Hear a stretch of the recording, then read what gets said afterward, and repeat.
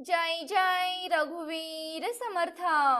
नमस्कार प्रेमळ भक्तांनो, आपल्या चॅनेलवर मी तुमचं मनापासून स्वागत करते। समर्थ तुमच्या सर्व चांगल्या इच्छा लवकरात लवकर पूर्ण करू देत आणि नेहमी तुम्हाला सुखात, आनंदात आणि हसत खेळत ठेवू देत, हीच समर्थांच्या चरणी मनापासून प्रार्थना। समर्थ आप्पास्वारी आणि नानास्वारी यांना वंदन करून आजच्या व्हिडिओची सुरुवात करते। भक्तांनो, कधी कधी पूजा करताना काही वेळा आपलं डोकं जड होतं, त्यामुळे अनेक वेळा आपल्याला जांभळी येते किंवा आपल्या डोळ्यातून पाणी येऊ लागतं। हे सर्व आपल्याला आपल्या शरीरावर जाणवत असतं।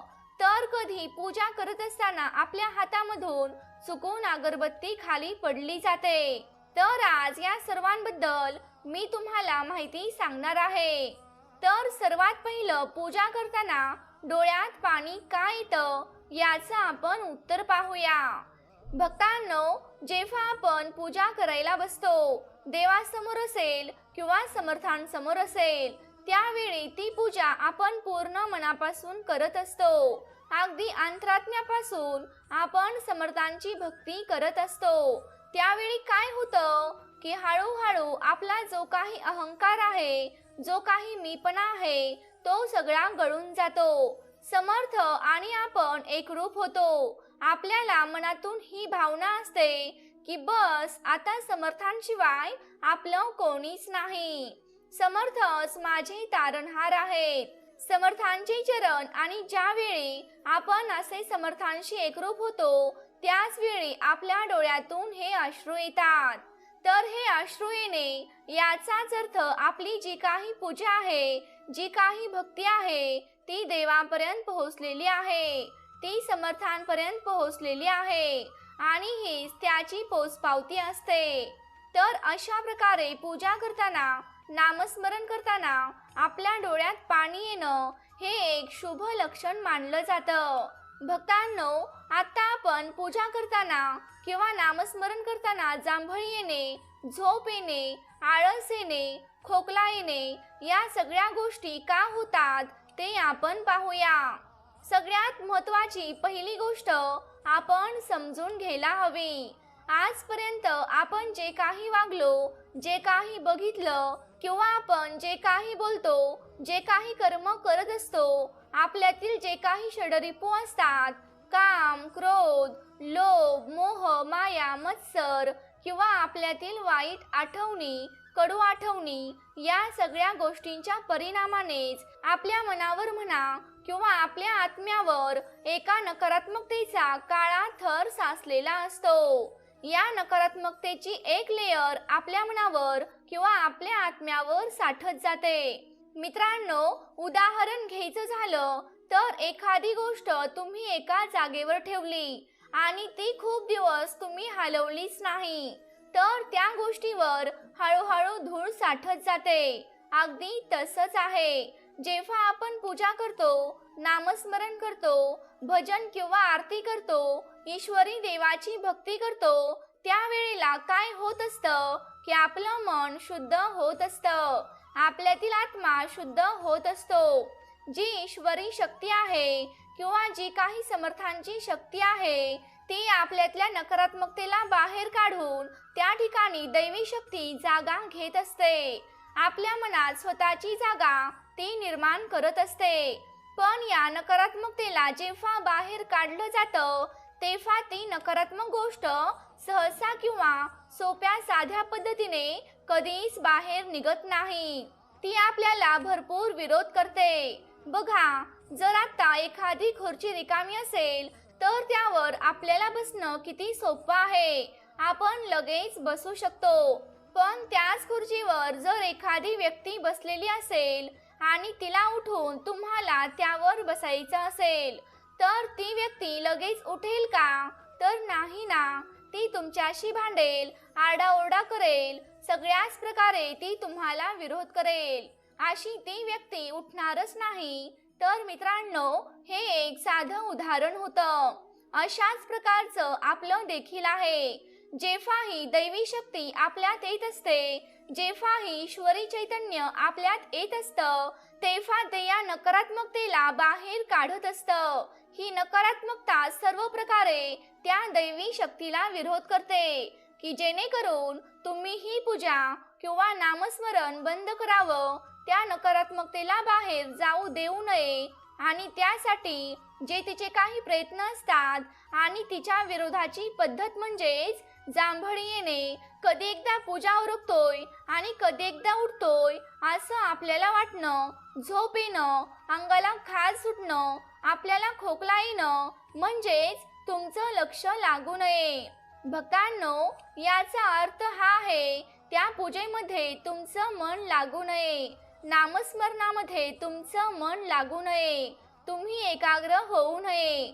हे सगळे तर त्या नकारात्मकतेचे प्रयत्न असतात की तुम्ही कधीच पूजा करू नये किंवा हे सर्व काही सोडून द्यावं. भक्तांनो, तुमच्यावर शारीरिक लेवलवर किंवा तुमच्या मानसिक लेवलवर खूप विचार येतील. तुमचं मन एकाग्र होणारच नाही. वाईट विचार सुद्धा तुमच्या मनात येतील, मग ते समर्थांविषयी असतील किंवा इतर देवांबद्दल सुद्धा असतील. तर कोणाबद्दल देखील वाईट विचार येऊ शकतात आणि हे सगळं झालं म्हणून लगेचच पूजा करणं आपण सोडून द्यायचं नसतं. आपलं नामस्मरण चालू ठेवायचंच असतं. हळूहळू नामस्मरण वाढवायचं असतं.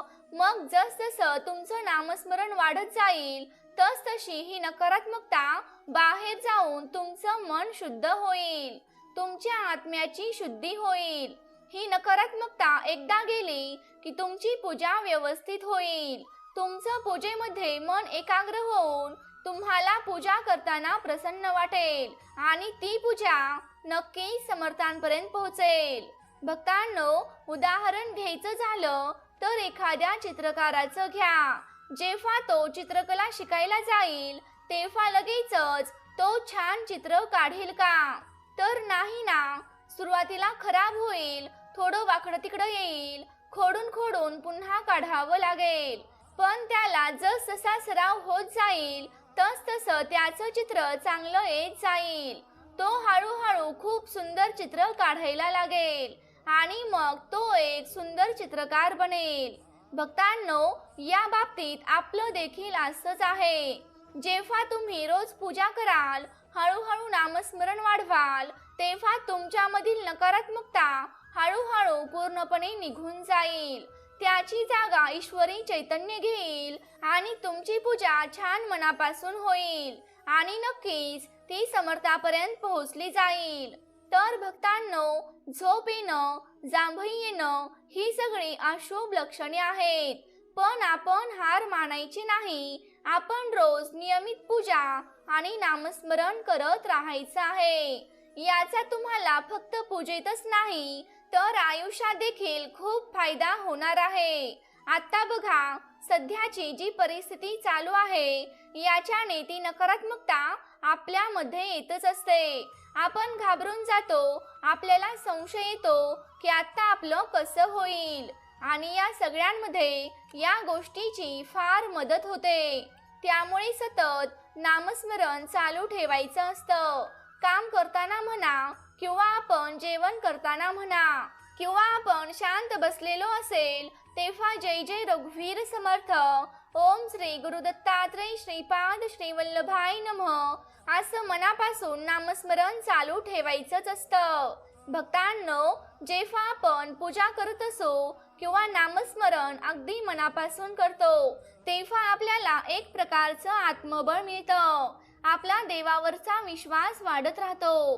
त्याची ईश्वरी ताकद आपल्या पाठीमागे राहते. ती आपलं संरक्षण करते. आपल्या जीवनाकडे बघण्याचा एक सकारात्मक दृष्टिकोन वाढत जातो.